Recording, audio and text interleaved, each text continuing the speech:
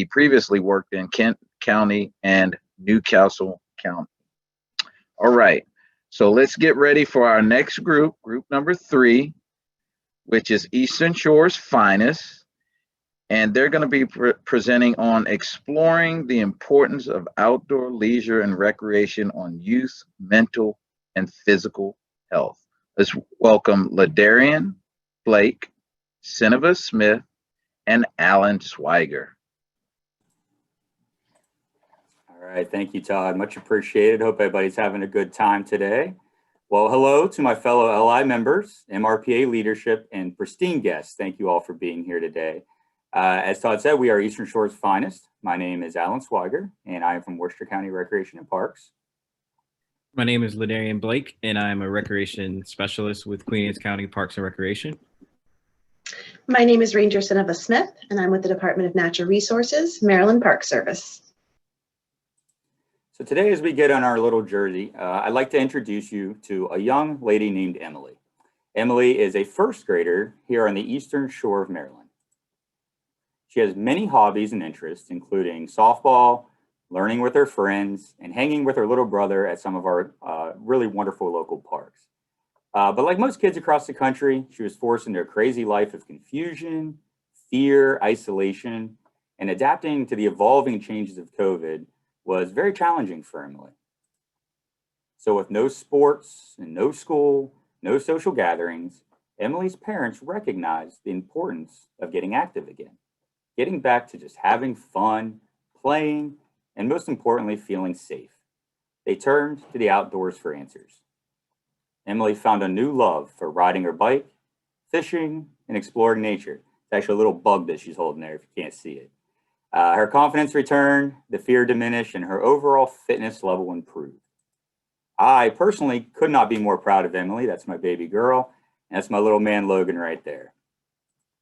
So Emily's story and other kids with similar experiences are why we as park and recreational professionals need to be champions in getting our youth back to nature. So let's explore the importance of outdoor leisure recreation on kids' mental and physical health. So what is outdoor leisure recreation? Well, the term encompasses activities that take place in nature and are for the purpose of physical exercise, general well-being, social bonding, and even spiritual renewal. And the beauty of it is any and everybody can participate. No matter your age, physical limitations, or athletic prowess, there's an activity out there for you. They're typically performed at your own pace and under your ideal situations of your choosing. So how do you get started? How do you get the kids outside? Well, my personal recommendation is easy. You're just gonna go for a nice little stroll around the block. You might go down to check out some mountains, some rivers and oceans. Anywhere in the world, you can do anything. You could do some other activities similar to like fishing, maybe do some kayaking, little hiking, maybe some horseback riding, or take the kids for a ride on your bike.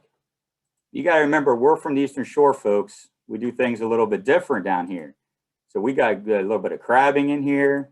We can do some surfing, some stand-up paddle boarding, maybe a little kite surfing, or my personal favorite, nice walk on the beach. So now that we understand the how, let's explore why it's important to get our kids back to nature. And with that, I turn it over to Mr. LaDarian Blake. Thank you, Alan. First, I want to introduce a few rates that I find alarming in regards to youth in their physical activity. According to a 2011 Youth Risk Behavior Surveillance Survey, a staggering 70% of American youth do not meet the National Physical Activity Guidelines of at least 60 minutes of moderate, vigorous aerobic activity on a daily basis. Additionally, 18.5% of females meet the physical activity guidelines compared to only 38.3% of males. The same study revealed that nearly 50% of those surveyed did not engage in physical activity over a 5-day period, and 14% did not participate in any type of substantial physical activity during any day of the week. Why do these numbers seem so low? Well, I'd attribute them to the current trends that we're seeing in America's youth and their lack of physical activity. When looking at current trends facing today's youth, only 30% of American youth are offered physical education classes on a daily basis. Other alarming trends include the downtrend in active transport and increase in sedentary activities. We see less active transport, such as biking, skateboarding, as only 10% of school-aged children engage in it, while also spending an average of 8 hours per day engaged in sedentary activities. Youth are offered less opportunities to be active in play in school, then come home to electronics and other technology that lends itself to a sedentary lifestyle. For the health and future of today's youth, various forms of play, returning to nature with active transport, adventure play, and other outdoor activities is key. Now I want to discuss the two types of play that are primarily associated with recreation in parks: active play and adventure play. Adventure play can happen nearly anywhere, with nearly anything and under nearly any circumstances. Adventure playgrounds are places where kids create and change their own environments. Instead of a typical playground equipment like swings and slides, loose pieces of wood, tires, and whatever else can be found is used to create whatever the kids want it to be in their environments. Active play is critical for physical development in youth. Active play includes activities that involve moderate to vigorous bursts of high energy. So think of any activities that require running and jumping, like team sports or recreation. Nature has been proven to have a profound impact on mental well-being and development in children. Play gives children an increase of affiliation, perception of choice and/or control, desire for achievement, improved self-esteem, and fun, which are all critical to a child's mental well-being. Exposure to nature can also improve emotional factors as well, such as depression, anxiety, and attention deficit hyperactive disorder. And spending time in nature can also contribute to children's cognitive, emotional, social, and educational development through learning cooperative behavior like teamwork and turn-taking. Play is also critical for the physical development of children. For children, outdoor play in a natural setting can improve motor skills, strength, balance, and coordination. While engaged in outdoor activities like active and adventure play, children use their sense of sight, sound, smell, and touch. Spending time outdoors can also help improve vision, and regular exposure to bright natural light can improve vitamin D levels and decrease blood sugar levels among diabetics. More youth-based physical activity is necessary to prevent health-related consequences associated with physical inactivity. A healthy lifestyle now equals lower health risk in the future. So you may ask, what can be done to help solve these troubling trends our youth are facing today? Well, returning to nature. Set a goal for 60 minutes of intermittent play each day rather than a single 60-minute bout of exercise. This gives youth a chance to play multiple times a day while still getting to enjoy other aspects of their day. I believe this will reintroduce them to how fun nature really is, and they'll be spending more time outside in no time.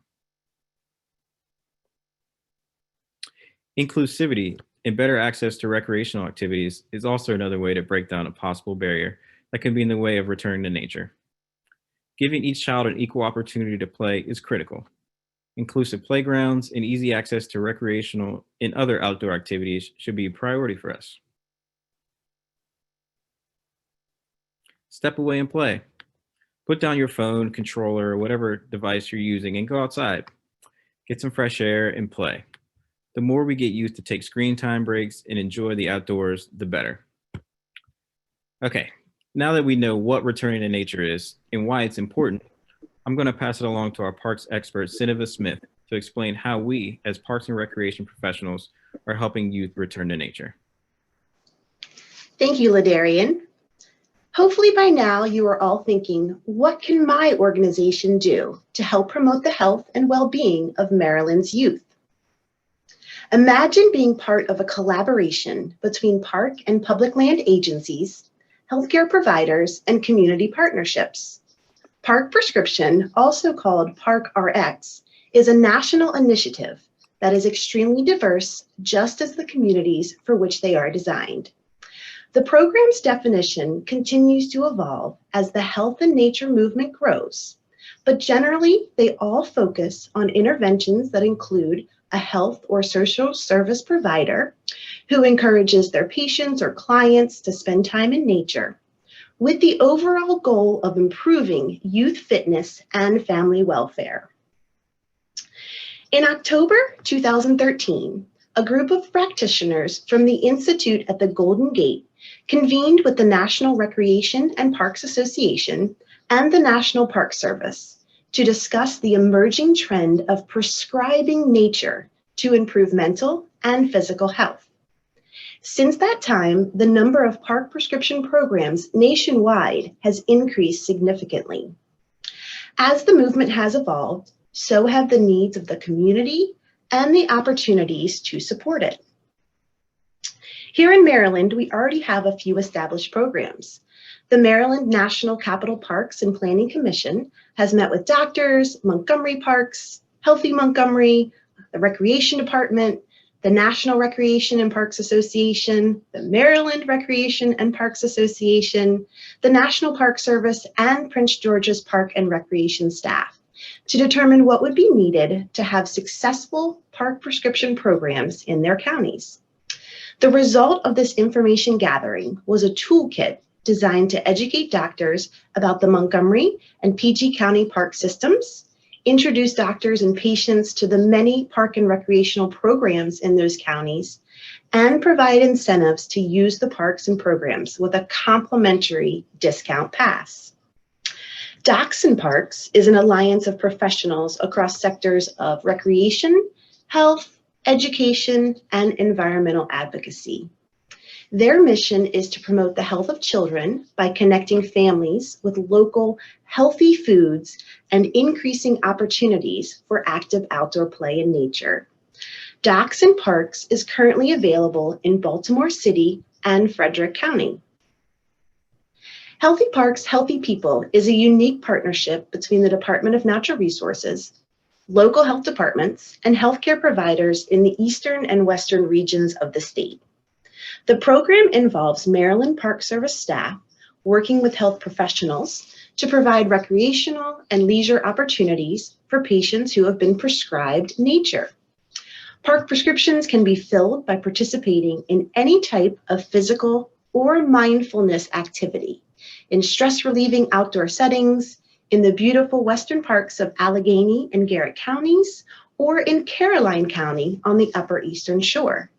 Healthy Parks, Healthy People not only connects youth to their parks by promoting physical activity, but it also fosters understanding and appreciation for the life-sustaining role of parks and natural areas, and creates the next generation of park stewards. The local health departments assist the parks in providing helpful tips and health-related messages, a variety of recreational opportunities for all levels of fitness, ranging from kickball and ultimate frisbee games, yoga and hula hoop workouts, to 5K walks and runs that even welcome skateboards, scooters, and strollers. Youth are encouraged to continue with their exercise regimen and add new activities that are available in the parks, with the hope that the rates of chronic conditions such as obesity, hypertension, diabetes, and depression will decrease and that people will live longer and healthier lives. Social recreation has always had a positive impact on youth development. And over the past year, more emphasis has been placed on staying active and getting outdoors. Those of us in the field of parks and recreation have always championed these efforts, but it took a global pandemic for outdoor leisure to be considered an essential activity. We challenge you, our LI colleagues, to keep the momentum going and look for ways to develop similar initiatives within your departments. There is still so much more work that can be done to get our kids back to nature.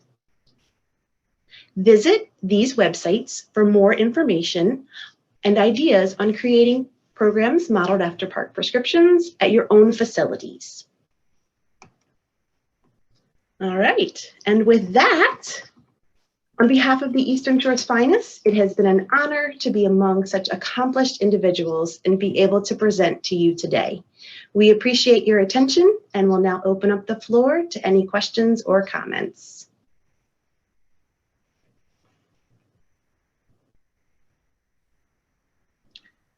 So I was directly, myself and some of my career staff were directly involved in the MNC PPC kickoff and initiative for Parks RX.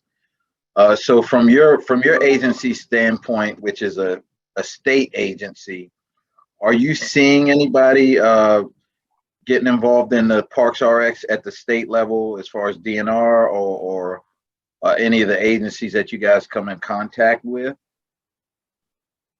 We are. Our program, Healthy Parks, Healthy People, is directly modeled after that park prescription program.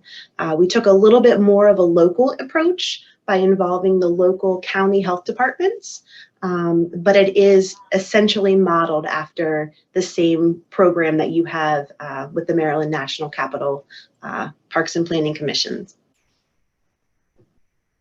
I'm impressed that you got MNC PPC right. I practiced. I had one question. Were there some equity and environmental trends that also contribute, as you folks researched, that also seem to contribute to the isolation and sedentary patterns that you documented? LaDarian, I think you were the one that was looking at those trends and put some pretty compelling evidence up. But I also wondered if there were some other things that are influencing that as well, that you discovered or that your team discovered. Through research, I definitely saw that kids that grew up in more rural areas were more likely to be active outside and play because they have access to more of those things, whereas you know, some youth that grow up in more like city type areas or areas like that, they don't have access to those parks and those, you know, recreational sports and things of that nature. So they tend to stay inside longer. They play online, they play on their phone, they play on their video games, stuff like that. So it is also kind of like a generational thing. Whereas, you know, if you see your older brother not going outside and playing, he's playing on his phone and stuff like that, you want to be more like him. So you're probably not going to go outside. You're probably not going to, you know, do things that get you active outside. So it's an alarming trend that it's kind of going from generation to generation. Whereas like me personally, I played outside all day. I participated in as many gym classes as I could growing up. But as I see now with like, even with like, I have young nieces and nephews that are elementary school age and they're on their phones or computers all day. So it's pretty alarming. Yeah. I would add on to that too. I think a lot of it starts with us as parents, as you know, Yes. mentors. That's where this can be broke. I mean, we all see it. I see it in my kids. COVID was hard on my daughter, and when she was at home and scared to go outside, there wasn't much to do. So they naturally gravitate towards where the entertainment is, whether it's a TV or a screen or a video game. And it takes us all stepping back, not just as parents, but as professionals in this field, and saying like, we have to get these kids moving and active again. And especially now, as this world's starting to recover, this is that kind of make or break point. Like, we got to get them moving and outside again. Alan, I think you make an excellent point because, you know, as a parent of twin girls, it doesn't make you popular. And my kids are actually pretty active outdoors, but there are times where I have to say,